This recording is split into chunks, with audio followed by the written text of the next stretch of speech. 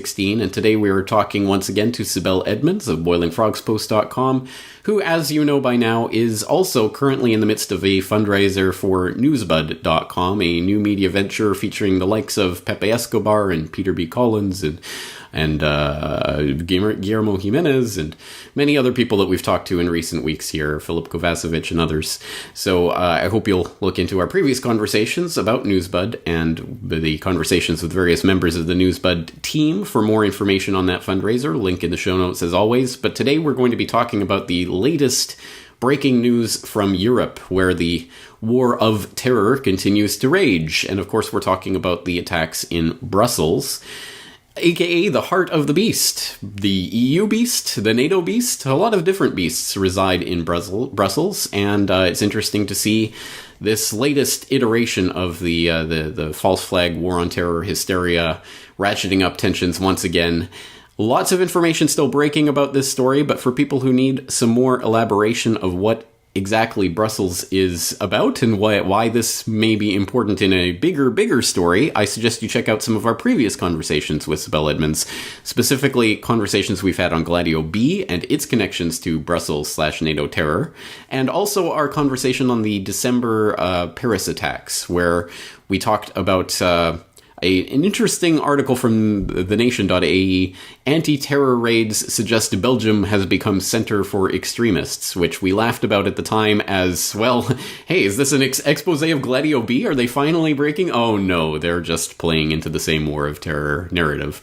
So to break down what's really happening here, once again, we have Sibel Edmonds on the line with us today. Sibel, thank you for joining us today. Absolutely. Thank you for having me on, James. All right, let's head straight into this conversation. As we talked about off-air before we started recording, this sounds like deja vu all over again. In fact, there are a lot of explicit linkages here with the December Paris attacks, and obviously people are talking about this is the same cell, and these various characters are related to that cell. Salah Abdeslam has been fingered as one of the masterminds of the Paris attacks, so all of this is playing out again, but it's not just the Paris attacks. It's really a reiteration of a cycle we've been seeing for a while here. Perhaps the most interesting part of this is that it did take place in Brussels at a metro station near the EU headquarters. Is this significant? Is this a change in operating procedure? Is this more of the same? What's your analysis of what's going on here? As you said, James, there is absolutely no variation on the script itself. We are looking at having all the pre-warnings. It's going to happen. Belgium is the hub, and there is this imminent threat of terrorist attack with bombs, and of course all of these attributed to ISIL, as it used to be with Al-Qaeda. So that part really fits the script.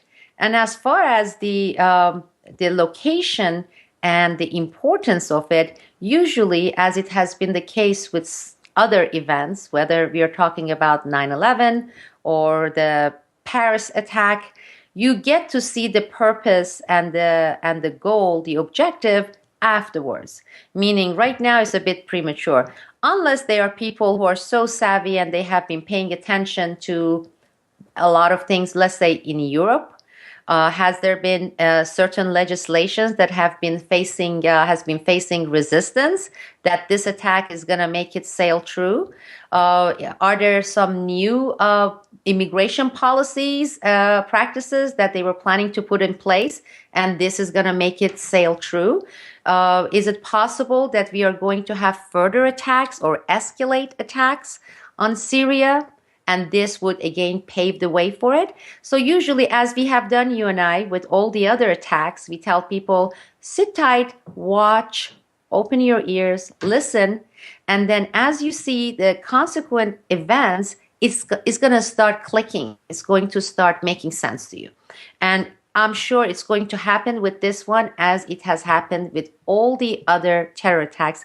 And to me, one of the most amazing thing I think about the whole of this and Paris attack is that they don't even bother changing any of the elements in their scripts. It's like, okay, this script has been so successful with 9/11, okay, with 7/7 in the UK with Boston Marathon bombing.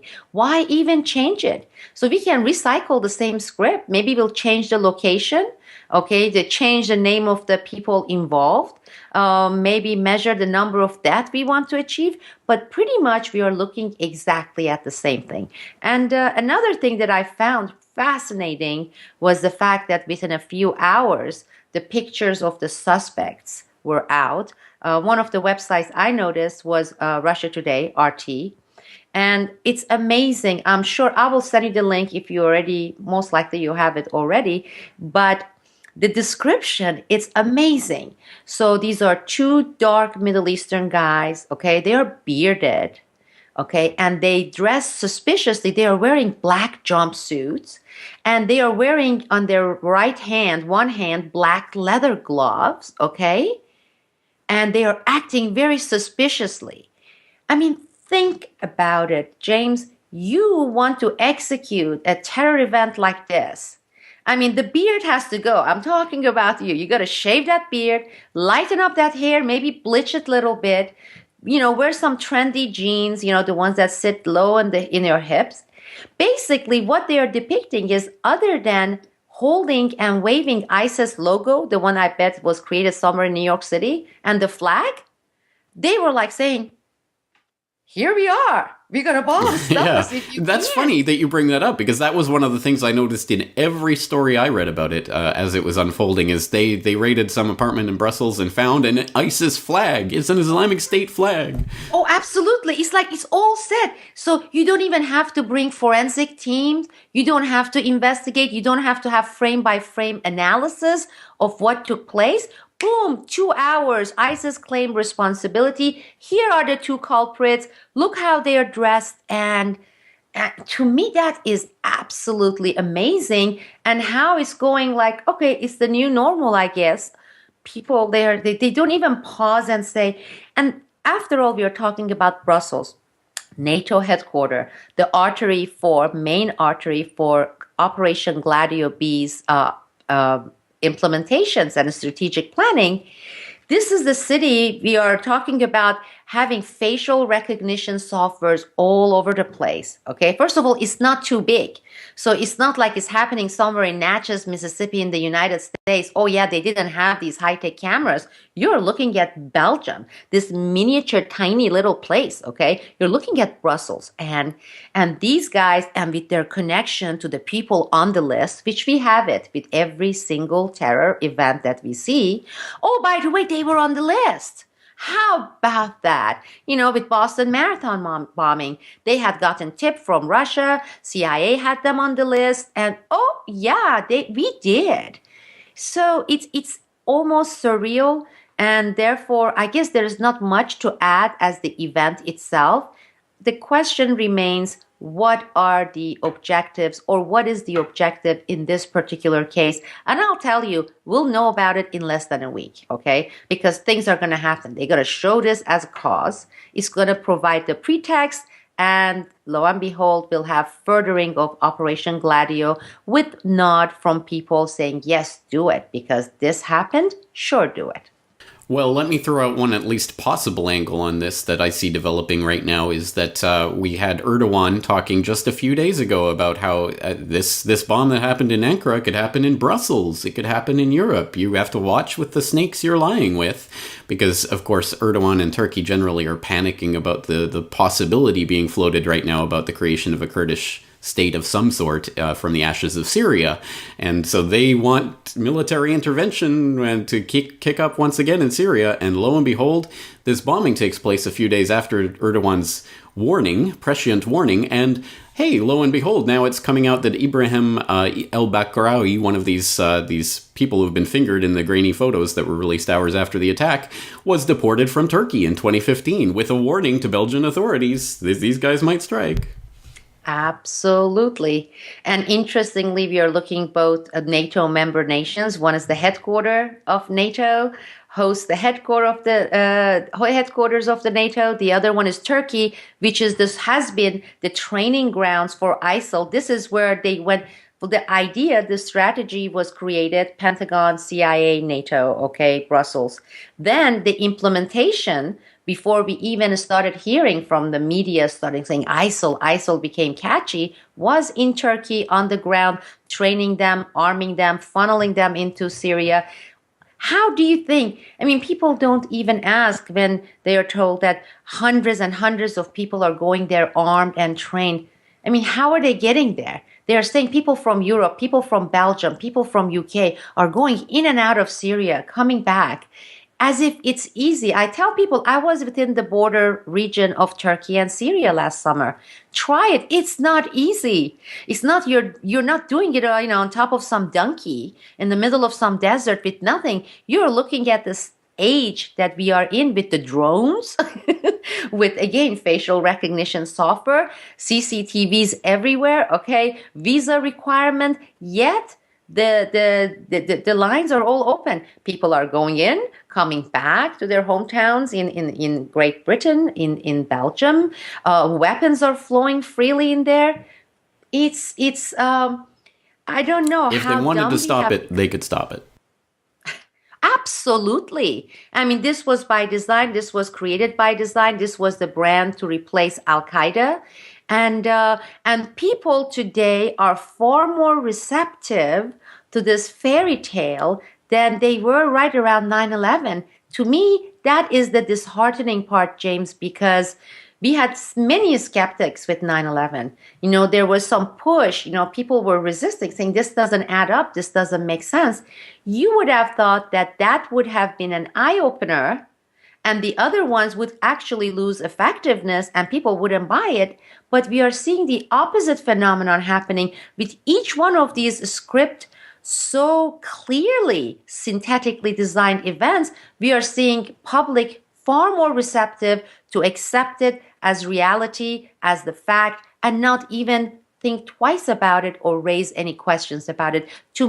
For me, that happens to be the most disheartening part. I agree completely. And now look at the dialectic that's being entered into with the 2016 presidential race. It's like, are you for a ban on all Muslim immigrants to the United States or not? Are you against these dastardly terrorists or not? It's 9/11 times 1,000 in terms of the hysteria that's being generated from these events right now. Absolutely. They have completely gone way and above beyond Bush administration. You're either with us or without us. Now we have public like a choir. I mean, they are chanting it. And again, that is frightening. That is disheartening. I'm afraid a lot of things that we are looking at today are far more disheartening and pessimistic than they were 14 years ago. I'm one of those people who likes to stay in the positive, optimistic side, but realities are realities and facts are facts. And we can't go about denying it and playing Pollyanna here. And look at the growing opposition to these false flag events online that are now saying, no, you guys have it wrong. Nothing happened. There were no explosions. No one died. It's all fake. This is now the refrain after every single one of these incidents so that we don't ever have to look at any of the actual connections, any of the people. We don't have to do any of the legwork on anything that's going on. It's like, the alleged Boston bomber marathon guys were had an uncle living with a CIA chief, from Cabal. I mean, what's going on there? No, doesn't matter. Nothing happened. No one died. It was all fake holograms or something. And this is now the meme that's taking over in the alt media. And to me, it really makes me angry, James, because they're also using this really crazy hypothesis by using factual phrases and real things. For example, they have changed the definition and meaning of false flag operations. In false flag operations, the event is synthetically created, but the event takes place and they await the reaction, and with the reaction to the event, they go and implement further strategies. That is the definition of false flag. What these people are doing, they are, as you said before we started recording, they are mixing the definition of hoax with false flag operations. And that really aggravates me when people start plugging in those theories into the real false flag operations we have been witnessing, including 9/11. Oh, that was fake blood. They hired actors, and these people are actors who are implementing that. And they are doing so much damage to the truth movement for all these people, all of us who have been working hard trying to inform people, even though we have been receiving the same title of conspiracy theorist, which basically is a badge of honor. But now we are basically placed in the same bucket with people who are taking it to some really outside, non-existent level. Sandy Hook didn't happen. In the case that I have been working with Lavoy Finicum, you'd be amazed the number of emails I have received saying that he didn't die and that was all fake. He was faking it. He's living somewhere in Montana and living happily ever after. I mean, I attended the memorial. I saw this man's casket. There are all these witnesses, and now, I mean, these people are coming and they are saying, I'm a shill, you're a shill, for accepting the fact that these people are actually dead and they were not actors, that it took place, you know. And there are people who are saying that in 9/11, all those people in the buildings were placed in some kind of a Pentagon spaceship and they were sent somewhere. I don't know up there which planet they were sent to, but unfortunately, that ends up causing more damage for our cause, what we are doing, than, let's say, the mainstream media with what they are doing, you know, or government sabotaging it. And maybe it is part of that sabotage. I don't know if it is calculated and planned, or is it that we have so many people who have lost it, unfortunately, and they need to come up with some fantastic fantasies and actually countering us, going against people who are doing the work. I don't know. It's mind-boggling, and it's I don't want to say disheartening, because I feel stronger about this. I feel angry about this, and I don't have any tolerance. But it is also disheartening because, again, divide and conquer works all over the place. It's working within the electorate. It's working within the alt media. It's working everywhere. And so the Gladio B operatives get away with their same tired old script over and over because everyone's fighting with everyone else rather than the Gladio B operatives and trying to expose the program. So absolutely. But who knows? Maybe they really don't like killing people. They you know, it's all fake and it's all actors because they just don't like blood. I mean, they're such nice people fundamentally. I know. I was theorizing. I was saying the script is not changing. I'm like, maybe they are more budget conscious, because we know how they use Hollywood to write the scripts. It's like, okay, let's not pay these people in Hollywood and just use the same script. We change the name of the actors and use the same one. Maybe they are feeling the pressure from economy. I'm trying to theorize on the fact that, hey, why do we even have to change the script? Because the script works, and as long as it works, no need to change. All right. Well, for those who are interested in actual analyses of what's happening here, I'm sure we can continue to expect more coming out from the Boiling Frogs and Newsbud team. Once again, you are in the midst of the Kickstarter for Newsbud. Tell us about how that's going and how things are progressing. Oh, I don't want to use the word disheartening a lot. It is not going as well as we expected. We only have 3 weeks left. And again, this is not going to reflect on us. So I'm not taking this personally, the journalists we have. It reflects on the state of our society and the receptiveness of people. Every time maybe I get hopeful and think we're almost there, we can do it together, I see that unless you fall in this paradigm of right and left, etc., it doesn't happen. And the other important thing about this is the fact that, I